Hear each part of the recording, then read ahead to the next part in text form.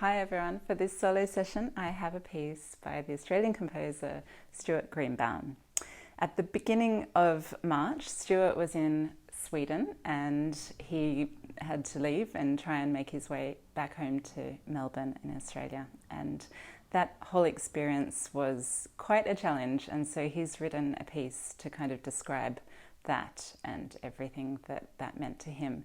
And it's called Carry Me Across the Water. Hi, Stu. How are you? Hi Amy, I'm pretty well, and you? Yeah, I'm fine, thank you. And you're in Melbourne at the moment? Yes, I'm in Melbourne, and I think in London at the moment it's late morning, but here it's in the evening.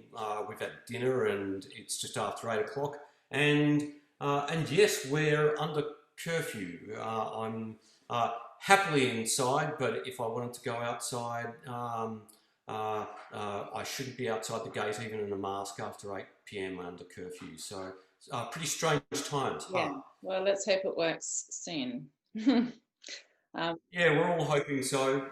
We know why we're doing it, but it's the second time around, and I think it's this is a global scenario, and we're all watching.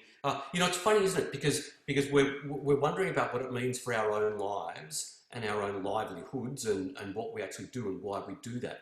But we're all also watching what is going on in other countries. Sometimes you get an event, whether that's a good news or a bad news story, and you're watching somebody else's news. But like this is all of our news, and that is wow. I'm not sure if I can think of the last time in my lifetime where we were all watching each other.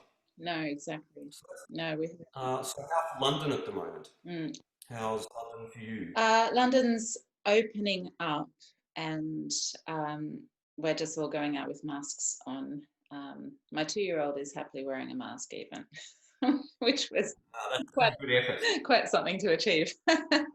But yeah, no, I guess we're still fumbling around in the dark trying to work out what the new normal actually means. Um, Mm, mm. but about a month ago, you and I were in touch, and um, I have to start by saying that I have loved and admired your music for many years, and we haven't actually met before this. And um, when when you said that you would very kindly write this piece for my solo sessions, I was absolutely over the moon. I could not believe my luck. So thank you so much. And it is a really stunning piece of music, and I really love it. So thank you. You're not only welcome, and thanks for the kind words, but as you say, while we haven't met and we're both Australian musicians, and I too have your recordings on my CD shelf, including by Nyman and others, and things that I've really loved listening to, and actually, frankly, and loved, and didn't necessarily assume or expect that we would cross paths. But I'm absolutely rapt that we have, because the saxophone's been an instrument in my life across a lot of my adult life, and it comes and goes, but it's an instrument that I actually adore. So to be able to be involved in your project was not something I needed to think twice about. Oh, thank you. It's been a lovely experience to work with you. Whoopsie. and and as I said, the piece is stunning. You've called it "Carry Me Across the Water," and it has quite a specific meaning. Would you mind just telling us where it came from, and the story of your kind of the start of your lockdown? Yeah, so I was in Sweden in February and March. I was working as a composer in residence at the Visby International Centre for Composers, which is in Sweden. It's on the island of Gotland, which is a pretty small population, maybe 60,000. It's very small. You fly into Stockholm, you take the train down to Nynäshamn, or the bus, and then you take a ferry across to Visby, and the ferry is maybe 4 or 5 hours to get across to the island, and getting across there, it was their winter, so not their tourist season.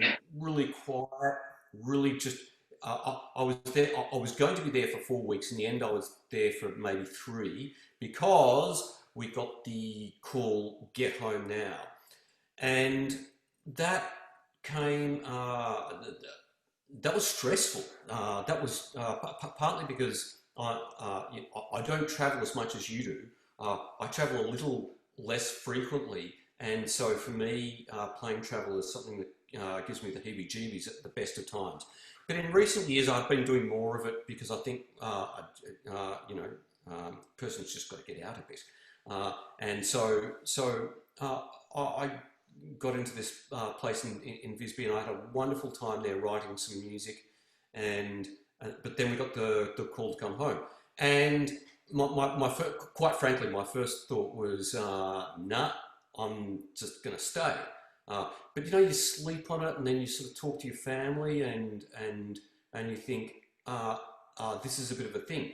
And then I find out that my flight actually was cancelled, not shifted, just gone. Yeah. And that's the first world major airline who for sponsorship reasons I won't mention. No, it doesn't matter. But in any event, the flight was gone, and that was a slightly. I've had heaps of flights delayed. I've had luggage lost. All of those kind of typical kind of flying snafu experiences that can be sort of stressful in small ways. But I've not actually had an international flight going back to the other side of the world actually just erased without any communication. I found that actually quite stressful. So for the next few days, trying to work out another way home, I did find a one-way ticket home, and I got on a plane. I got myself back over to the mainland. Got a bus up to Stockholm, meant to get on the train to Stockholm, but I bought the wrong ticket, and it was actually a bus because I couldn't read Swedish. And but I made it out to the airport, and so then I get on this flight, and there's almost no one on it. It's like abandoned. You think that's a little bit freaky as it is. You think because other people at the best of times could be reassuring on a flight, and you think, oh, there's all these people, we're all going to be okay. So you get on this flight to Dubai, and there's almost nobody on it, which is a certain sort of luxury, but it was a bit weird. And then from Dubai, I then got on an A380 back to Melbourne, which was packed to the rafters with not a single seat left. All Melburnians trying to desperately get back to Melbourne. It was like a flight booked by DFAT. What is that? The Department of Foreign Affairs and Trade. It was like a get home mission, and then back to self-isolation. So from there, and then when you contacted me, look, quite frankly, when I got back to Melbourne, I just didn't write at all. It's like write what for whom? Why would you do that anyway? Why write music for something that's not really happening? And that was quite confronting. And actually, it was lovely to get your email for a range of reasons. Partly because I totally know who you are and what you sound like, and also because it felt like getting back into writing again. And so in writing this solo piece, it came across to me initially as a folk tune, and I thought twice about that because, for composers, as soon as you start writing a folk tune, you think, well, whose is this? Now, I don't think I ripped off anybody's exact folk tune, but folk tunes have. It's not that they're generic. It's more that they're very universal. It's like a chessboard, and there's only a few pieces. So that was what it was, and then I tried to take that somewhere, and in developing that into a piece that felt a bit like me, even though I felt like I took this folk tune that could be anybody's. It's nobody's, it's everybody's. It's a folk tune. But in trying to draw that into my experience and my musical language, increasingly, I just had this image of sitting on a plane over water. Mm. And and the funny thing is, it's a little bit like that sort of human moment where you think, yeah, we're not birds, we don't fly, we Yeah. get in planes to do this. And secondarily, that whole journey of getting home was felt pretty uncertain, and and it felt like a little secular prayer. It was like, please just get me home. And actually, it feels a bit emotional just thinking back to that. And it was a really uncertain time. And so that's I don't know. It's in engineering we trust. Let the turbines turn and keep turning. Please just keep doing that. Get me home. So I ended up calling the piece Across the Water. Um, uh, it's a homecoming piece. It's a wish to be home. Carry me across the water. Wow. Oh, well, thank you very much. And it's a great addition to our repertoire. It does feel the accessible like a folk song, but it has to play a lot of technical, very interesting bits technically, and it is challenging to play, and it is it's one of those rare pieces that have kind of both of those aspects, I think. And so I think a lot of saxophonists are going to really enjoy playing it, and I'm very grateful for you writing it. Well, thanks for saying. I mean, I certainly pushed the boat out technically. The folk tune is, I think, understood as a simple tune, but the piece technically actually pushes the instrument harder than that. I guess I just thought I'm writing for Amy Dickson, so I can write anything. And I thought, you know what? In the first instance, I'll just write anything, and then let's talk about what might be completely off the dial. And we discussed a few little corners, but you can play it, so the piece stands. Yeah, no, it's a brilliant piece, and yeah, I'm very, very grateful for you writing it. So thank you very much. Well, thank you for letting us be composers while there's so much out there in the world that says maybe we're not. We are musicians, and any opportunity we have at the moment to be able to be reminded of that is more than welcome.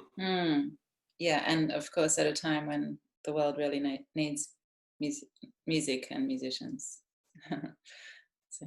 Yeah, and on that point, that's a funny one, Amy, because actually, as I've said, maybe in some other sort of contexts, two of the things I seek in my music are elation and consolation.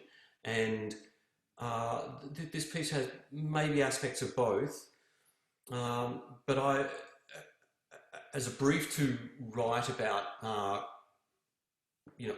wish to be home, that's not a hard brief for me as an artist. That's actually what I would choose to write about anyway. So I feel that the piece is something that I would like to say anyway.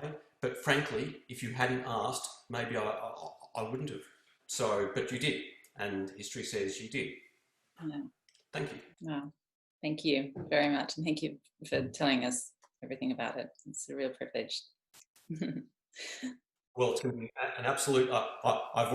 We've already been sharing some thoughts through the stratosphere, through the cybersphere, about the piece, and that's been wonderful, and it'll be just lovely to hear your clip. And can I say also, I've been really enjoying listening to the interviews that you've been having with other composers and hearing their pieces. And can I just say to all of the other composers out there, hi, and loving your work. And we would all love our work played so beautifully. So thank you, Amy. Thanks. Well, it's been a nice way of bringing everyone together, actually. And yeah, we'll have a drink together at some point when this is all over. totally look forward to that. Yeah. Great. Okay, well, take care and hope to see you soon. You too. Thanks, Amy. Bye. Bye.